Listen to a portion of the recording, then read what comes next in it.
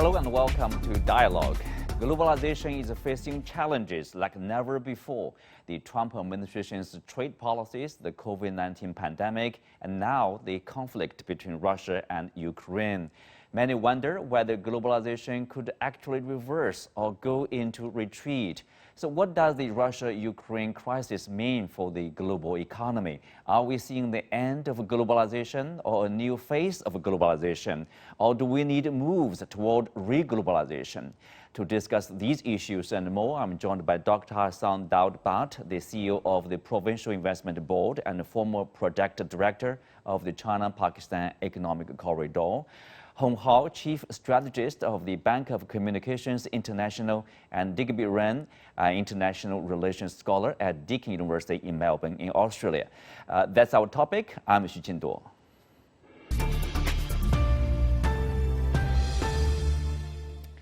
Welcome to the show, gentlemen. Hong Hao, I will start with you.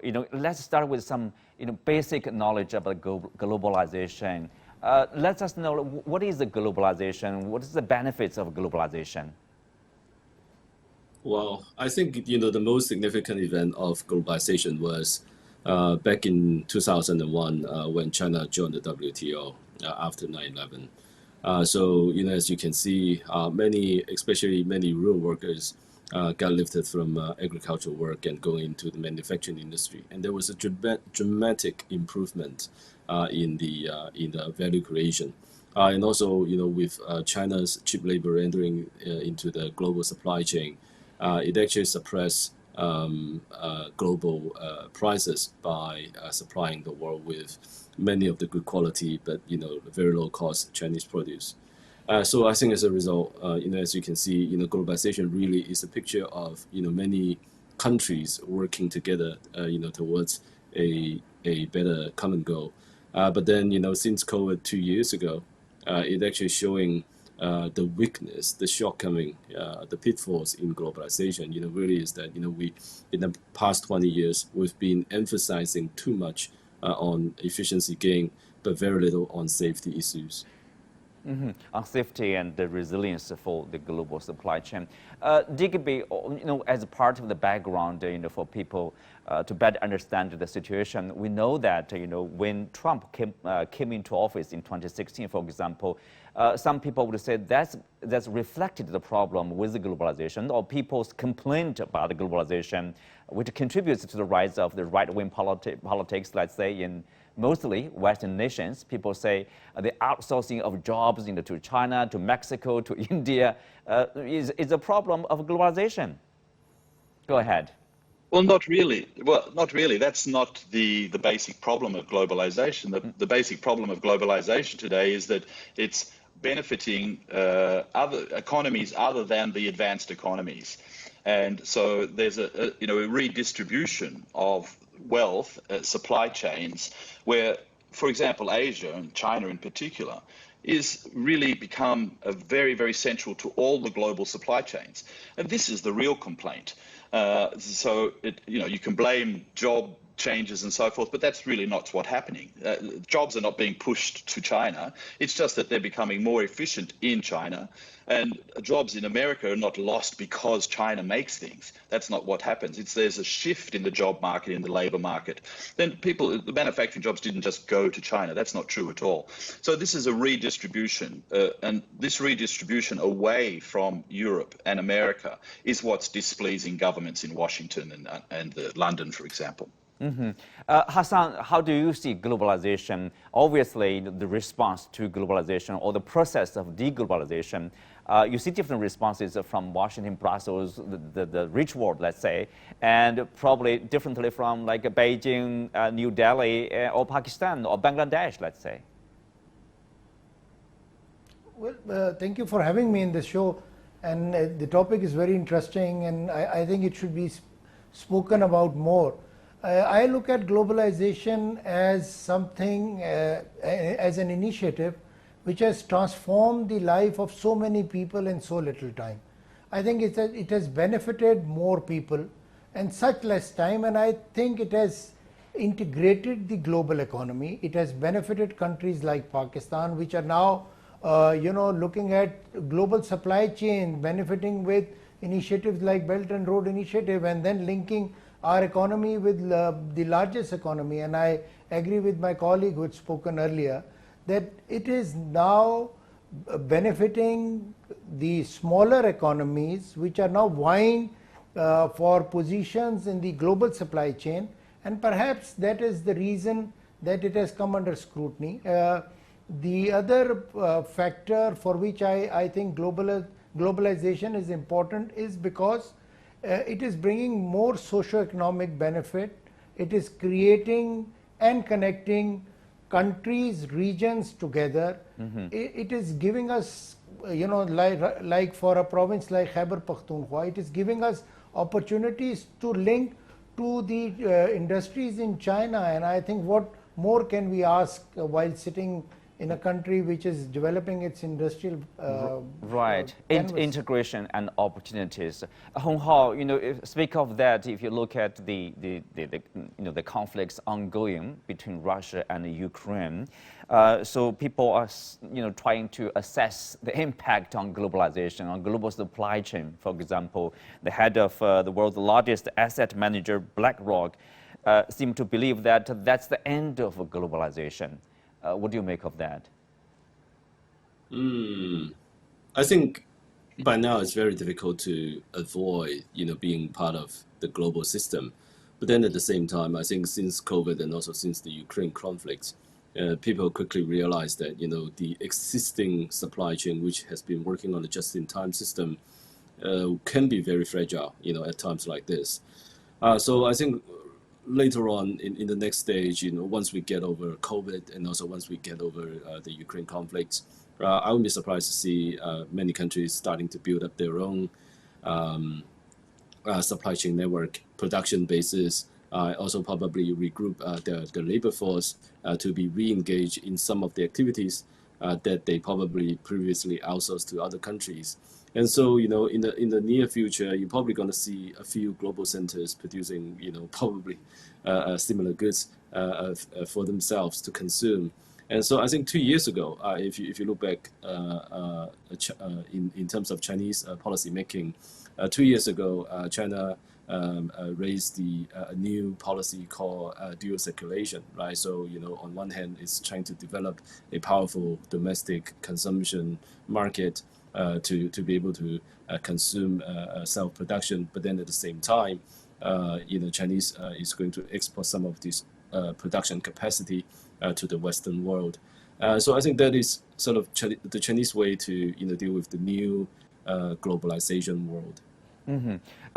Well, Digby, obviously this shock, from this crisis in Ukraine, it is not only about this ongoing war disrupting the global supply chain, like wheat, mineral resources, and oil and gas from Russia, for example, but also this crushing sanctions, from Western nations imposed on Russia. And for example, Russia is out of the SWIFT system, the international bank messaging system, and then for other countries to do business or to continue to do business with Russia, we'll find it almost impossible. So that's also serious disruption of globalization. Yes, well, that's one of the weaknesses of globalization, is that if there is, and this of course has been the problem if you have the weaponization of finance, specifically finance, that this is a weakness of globalization. The other weakness, of course, is just my colleagues just referenced, was the just-in-time system, where, of course, you had very little leeway for transport, warehousing, distribution, etc. But also, and this the thing about the Russia-Ukraine thing, is that it's not so much, it's not about finished goods. This is about the basic inputs. So, globalization really exists at different levels. There's the resource distribution, so basic resources, energy, minerals, food, agriculture. Those are the really basic ones. And this is what's happening with Russia and the Ukraine. It's having a big effect on those very basic inputs. And the reason that it's happening, of course, is because there's interference in the markets, which is, not liberal at all. If you want to liberalize markets, that's what you don't do. So you have a situation where the largest liberal economy, the USA, is actually illiberal, acting against liberalism. And exporting this It fuel. seems like we have a tech issue with DKB over there. Hassan, to you here, you see, of course, because of the financial sanctions, you see, as I said, doing business, with Russia could be challenging. And then you see, say, India, for example, they are trying to set up a new system, ruble, rupee, using their own currency to continue to purchase like oil and gas, for example, from Russia, avoiding the use of US dollar, euro, UK pound sterling. But at the same time, Russia is pressuring their European partners, for example, Germany and others. If you want to continue to purchase gas, you need to pay rubles instead of euro. So are we also seeing financially this new phenomenon almost like previously centered on US dollars, but now probably on different currencies? Well, and I'll just link it to the question that you asked earlier. I think we are entering into a new phase of globalization, and I would call it globalization 2.0 or glocalization, where people are, and economies and enterprises are looking at options to mitigate some of the risks. Naturally, initiatives, when they are at such a large scale where the entire global economy is under linkages and integration, there are certain risks also. And in order to mitigate those risks, like for instance, I've heard and read some literature about linking pandemics to globalization, and I think that should be addressed in the way that it should be.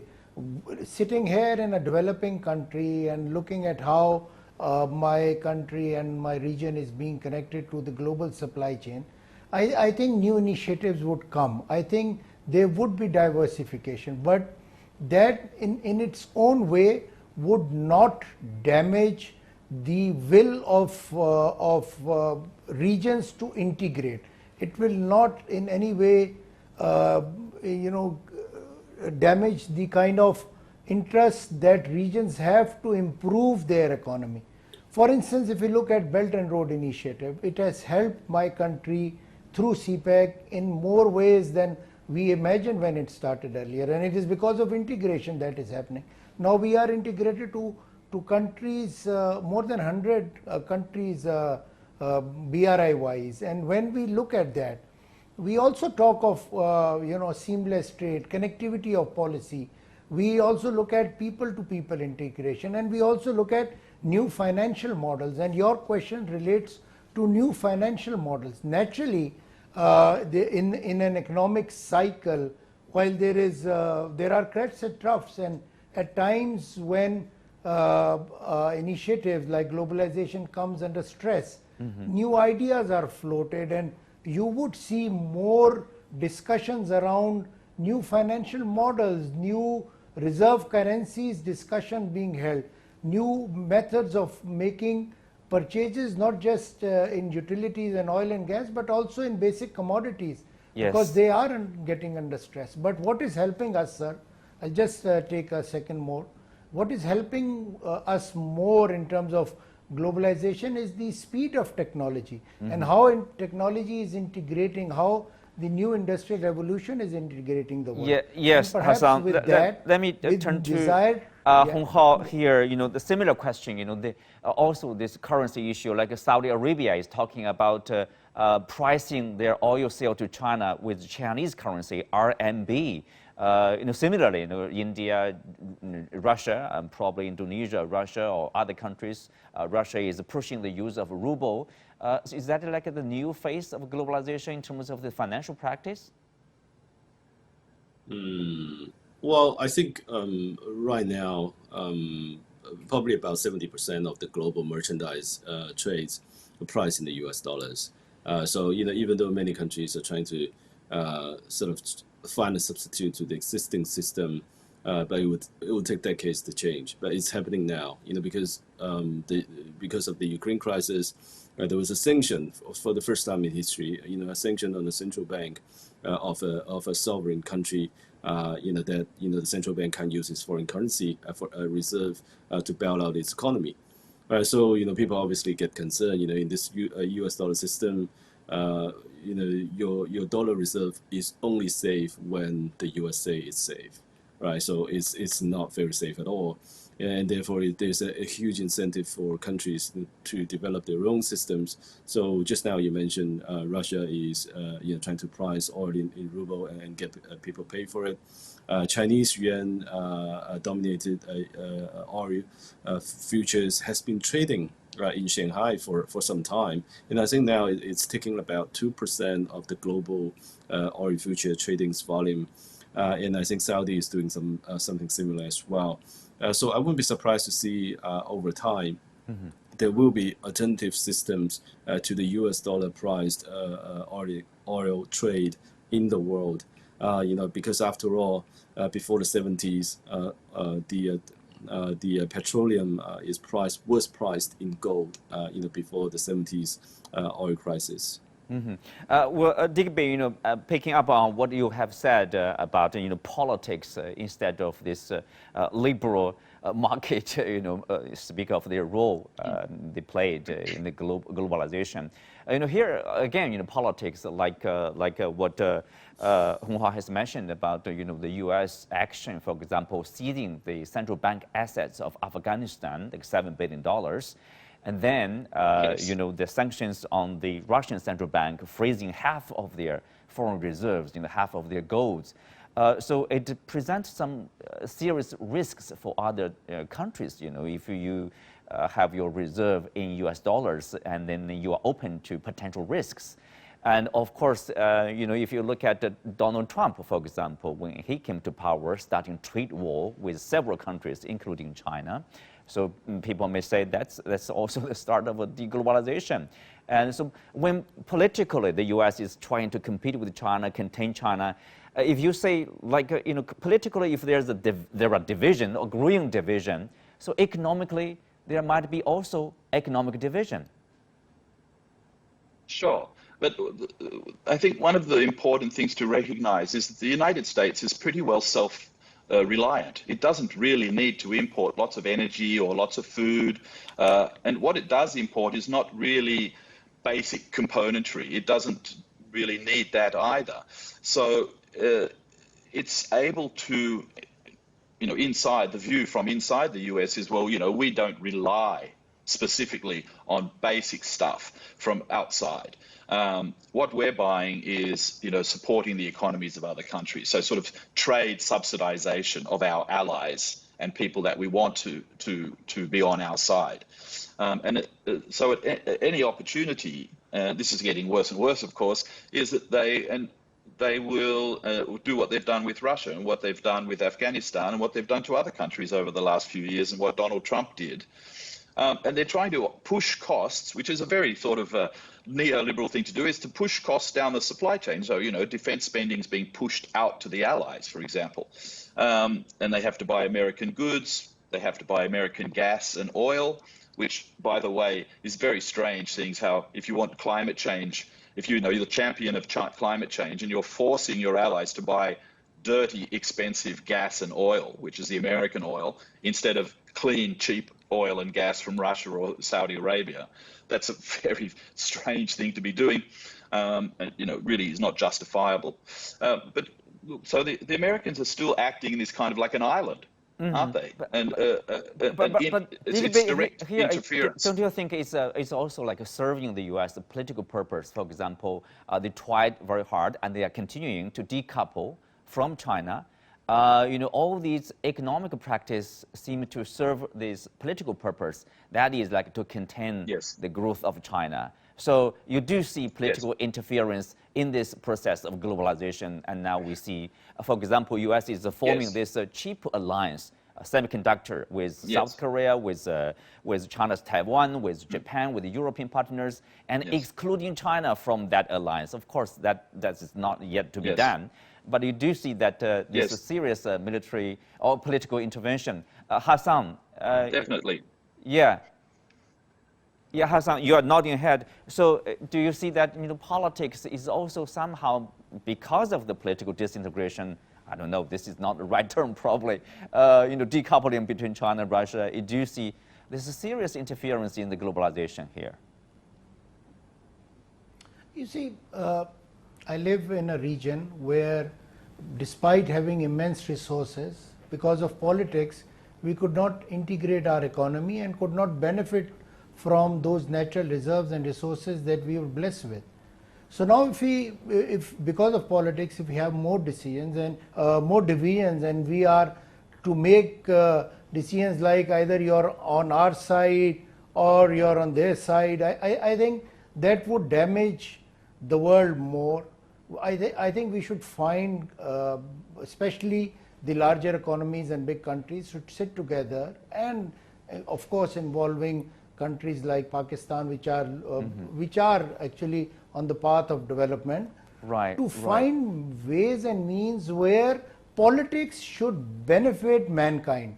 It should not divide mankind, I believe. It should bring means of integration.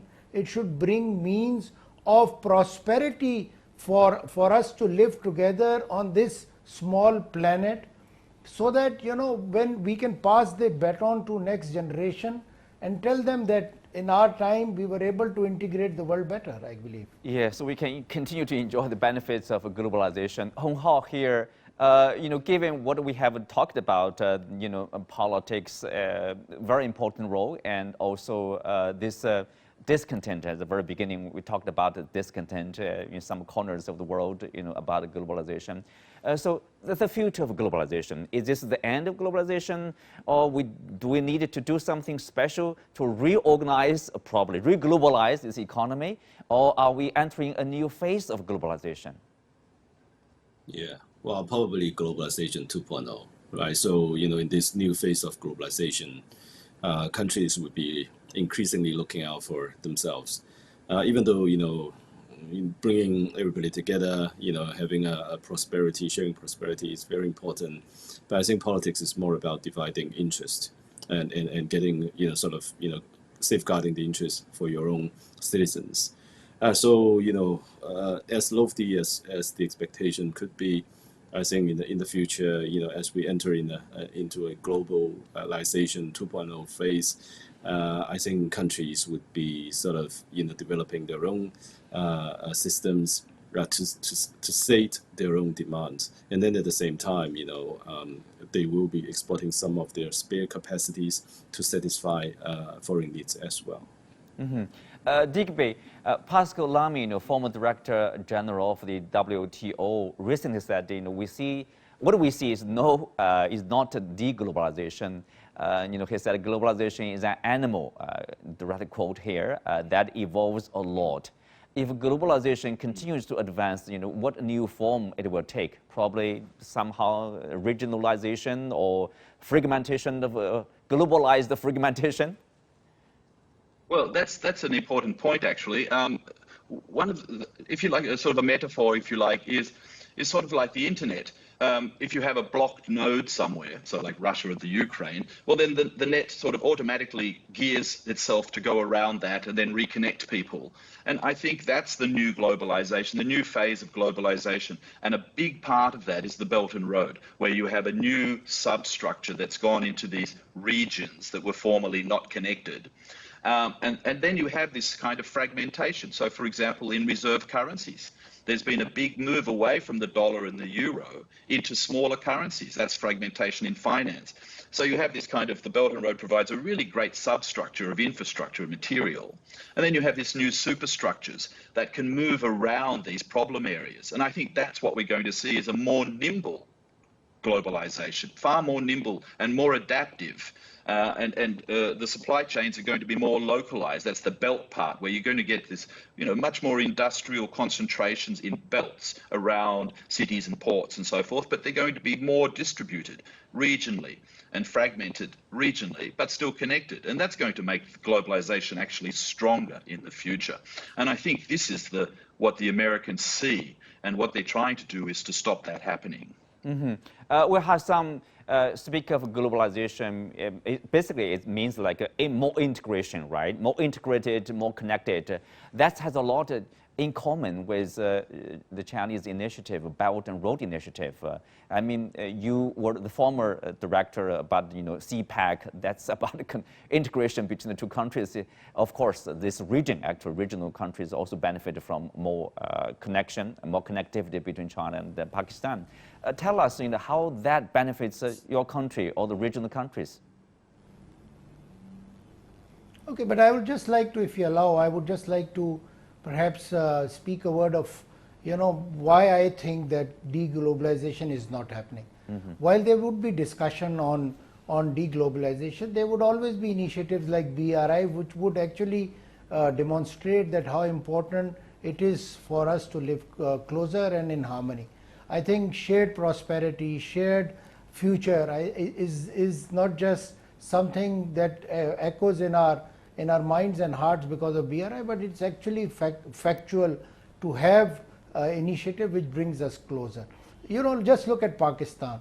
In less than 3 years, we were able to attract investment worth 28 billion in not just one sector of energy, in healthcare, in connecting, creating the rural-urban synergy, infrastructure development, agriculture, new means of food security. And this now has actually demonstrated to everyone in Pakistan that how important it is to live as a community, as being part of the global community, and integrate your economy with economies of the region like Afghanistan, like Central Asian Republic, like countries like China, which offer so much in terms of their capacity. We are now working with Chinese think tanks, we're working with Chinese experts to actually help us develop new brands of textiles which can actually be connected to the supply chain of China, and then from there as a stepping stone to be connected to the global supply chain. I think in future the biggest impact in favor of globalization would be technology, speed of technology. And when we speak of CPEC, because its end time is 2030, we believe that we will have 6G, which will be 1,000 times faster in decision making. What I also see in the revolution would be in terms of leadership's ability to embrace globalization, leadership's ability to embrace new technologies. To embrace globalization. Okay. It will be connected. Let me turn to Hong Hao. If you look at, there's also the rise of almost like a regionalization. You see RCEP or RCEP, basically the 10 ASEAN countries plus regional economies like China, Australia, Japan, South Korea, for example. And also China is applying to join CPTPP and the previous Trans-Pacific Partnership. China is also applying to join a similar digital pact. So do you see that's the future somehow for countries to continue to integrate with each other? Yeah, well, I think it's the a new way of trading with your neighboring countries. It shows that the existing WTO system needs some, nips and tucks here and there, and some patchworks as well. So I think the Chinese trade with the regional economies has been going very well. I think China has been supplying to many of the Southeast Asian neighbors, while importing Indonesian coal, for example, and to a certain extent Indian coal. So I would say that it is sort of a new a supplementary system to the existing WTO system, but then it also shows that in a new environment, in a new globalization phase, the existing WTO framework may not be working as well as intended to be. Well, with that, we have come to the end of today's show. Many thanks to our guests. You can also find us on the CGTN app or on YouTube. Thank you for being with us. I'm Xu Qinduo. See you next time.